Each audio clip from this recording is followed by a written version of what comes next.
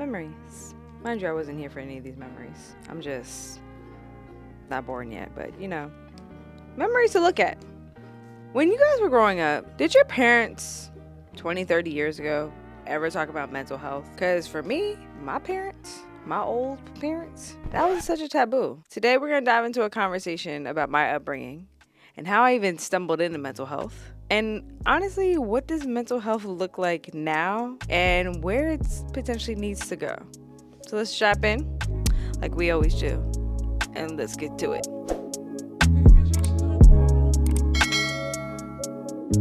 Today, guys, I'm going to tell you a story. My parents were divorced after 11 years of being married after having me. My grandmother got sick and had an ulcer. I broke my arm and cut off part of my finger. That's a whole other story in itself. And being a single mom that my mom took on, she was trying to take care of me, my grandmother, all at once while trying to be able to go to work and work a full-time job and also at the same time be on the PTA. So for one, shout out to moms because I don't think I got it in me to do all that. After the school year completed, my grandmother got better. My dad had a stroke the summer of 2007. It was one of the most petrifying times of my life because it was so random. I remember being in the hospital, crying my eyes out, begging for them to let my dad go and go home. But he ended up going home within the following week or so. From there, after that, in a few years, I've noticed his health deteriorated. Now, my dad originally growing up, he had an arthritic hip and a hip replacement. As he got older, because his hip needed to be replaced, it kind of started to slow down his walking. It started to become noticeable over the last few years of his life that he had a tumor growing on his neck. And slowly but surely, I started to raise concern and I asked my mom, I asked him, what is that? And why is that growing on you? Now, at the time, I don't think that anybody paid me any mind. And that's not to say what I wasn't saying was valid, but I don't think they had the words to even communicate it to me. So in 2009, we went on the trip to go see my grandparents in Florida. And this was one of the last trips my dad even went on. Saw my grandparents. Came back. Was my dad's birthday. Walked my dad into surgery. Found out they opened him up. He couldn't even actually have the surgery. A week later, my dad had a seizure, ends up in a hospital, and it was one of the most scariest times of at the time I was 11, turning 12, scariest times of my life because I'm like, what is going on with my dad? Couldn't speak, couldn't whatever for at least a week or two. As the school year starting, I ended up finding out the first week or two of the school year that my dad was diagnosed with brain and lung cancer stage 4. It wasn't looking too good, and they would start to kind of prepare me for the worst. This is, I think, the first time where mental health really got introduced to me. I started to meet with the guidance counselor at school. I was trying to battle with the fact that I'm losing my dad potentially, and at the same time, my grandmother got diagnosed with Alzheimer's and dementia. It was such a monumental moment in my life because I'm like, how am I losing two of the most closest people that I love the most in my life? I think at this time, not having the language to communicate what I was feeling, what I was going through, I think it made it a lot more difficult for me to even navigate being in the classroom, even having sometimes conversations with my mom. I think I became very angry. I became very resentful because a part of me felt as a kid that if they would have stayed married, maybe he would have been alive longer. A part of me felt like I was just mad at the world and I was mad at God. I couldn't actually communicate and explain how that was making me feel internally as a child. So I think that that's kind of where I noticed mental health probably was the first time I got introduced because I started to go to this grief counseling group, and it was for a lot of children within that school that their parents had passed away. Why is this story important? So this past Friday was the anniversary of my dad's death, and it's been 14 years. And the reason why I wanted to start off with this video, or just start off with this introduction into the aspect of my mental health journey, is something that I've noticed from my dad's death is that death never gets easier. It never is something that any child, any adult, anybody is prepared for, because that void can never be filled. It's not something that you don't feel in sometimes your happiest moments. It can take over that moment because you can be so happy to have this accomplishment, but you want that person there. And sometimes it can hit you in your darkest moments. And sometimes that's the only person you want to even talk to or just want to hug or just sit there and just talk to about it. And some of the most greatest moments of my life, I've noticed throughout the last 14 years, sometimes I just wish I've had my dad there. Now, I'm not going to sit here and say I do not appreciate at all what my mom has done. My mom is a tremendous mom. I give her accolades all the time. I wonder sometimes what type of person I would be if I actually did have two parents alive and well with me now.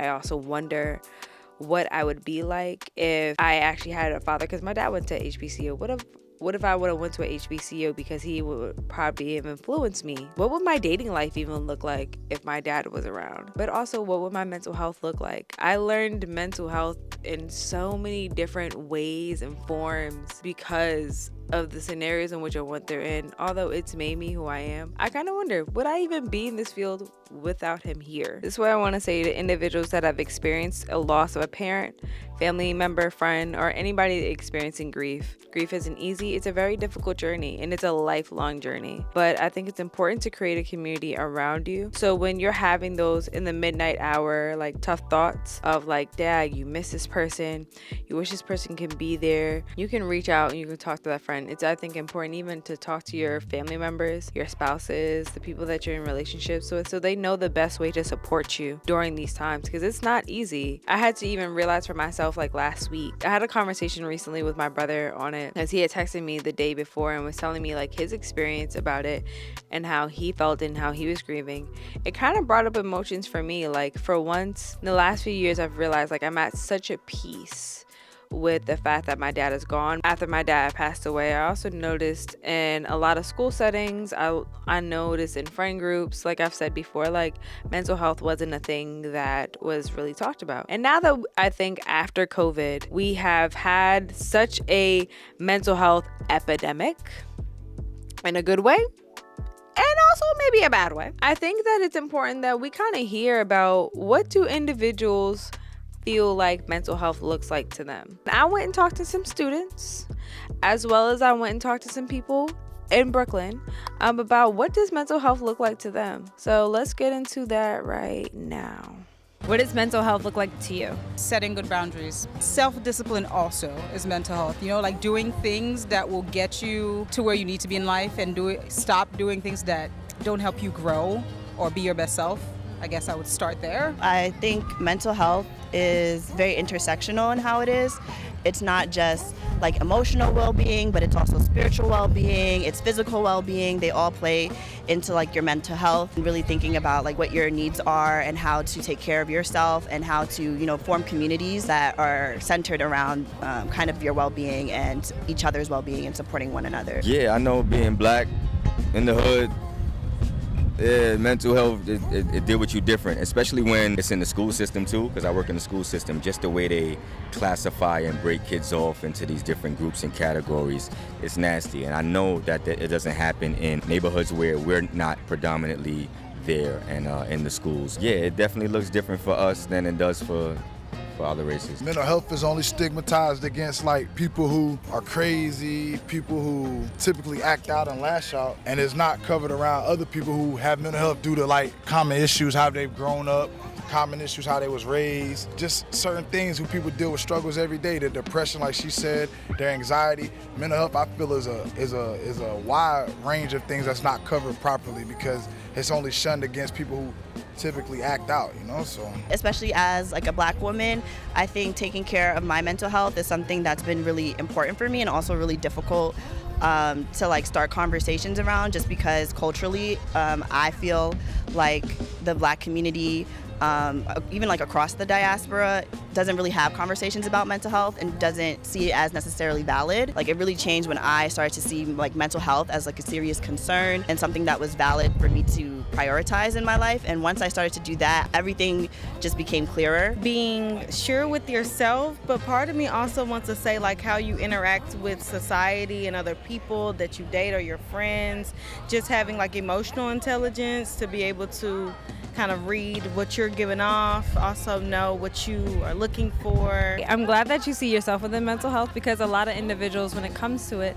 they don't see that if they don't create space for themselves or space for themselves to feel, or even just like if they have some type of, mental health illness, they don't see it as I'm a part of the mental health, like, or mental health isn't a part of me. So I'm glad that you take your self-care as a form of being a part of mental health.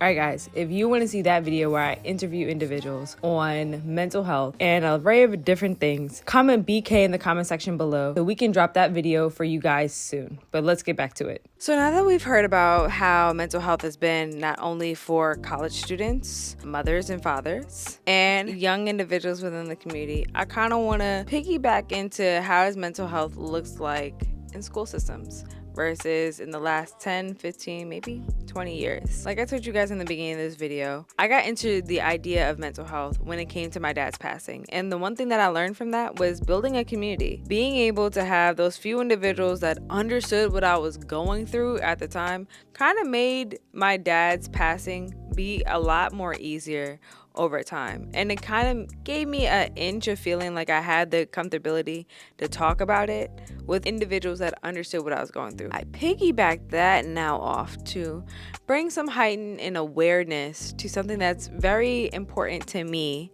in my life. Recently, my high school is actually in the news. And why this is so surprising and very prevalent that I actually even want to discuss the last few minutes of this video on is it was all from a child bringing in a handgun to school. Now, this is alarming to me because this is not the first case scenario that's ever probably yet happened in New Jersey, as well as it's been state or national wide. The United States has one of the highest rates for gun violence amongst teens and young adults compared to any other nation in the world. And this is so alarming because some of the things that as teachers, as parents, or community members, we're not addressing some of these issues that we're seeing from these children when they're having mental health issues. Whether that's because of the death of a parent, whether that's due to bullying, whether that's due to feeling like they're an outcast, whatever it is about, I think it's so prevalent that we kind of start to begin this ongoing conversation and start to implement pragmatic things that can be beneficial to the community on how we can ensure safety in these school environments. Luckily, when I was growing up, none of this occurred in my school system. Even in the last 20, 30 years, I remember that we had the DARE program. I remember that we talked about guidelines prevention and drug prevention and alcohol in these programs. When working in an urban school district, as well as like me going into public health, I've noticed that some of these programs are become obsolete and maybe they lack funding or they're not in either low-income areas or they may be more in affluent areas. So something that I think that we can do as a community is also provide resources that not only as adults that we probably have, but to start having these conversations at home with our kids, going to school forums and also educating and voicing our concerns to the school district on how we might want to change the curriculum and how teachers can better back these parents when they're having these concerns and wanting to address this narrative that sometimes the teachers don't care. Teachers care 100%. Teachers are sometimes voicing their concerns, but it's falling on deaf ears. So I think it's our job to not let things go by the wayside and to really act fast and act now and let public health issues be known and to be able to change the environment to create a healthy and a safe environment for these kids. That's all I gotta say for this video. Thank you guys for tuning in. Make sure you like, comment, and subscribe. Also, let me know in the comment section below, was mental health a taboo thing that you guys talked about in your households? And if so, how did you guys start the conversation? Until the next vlog, I'll see you soon.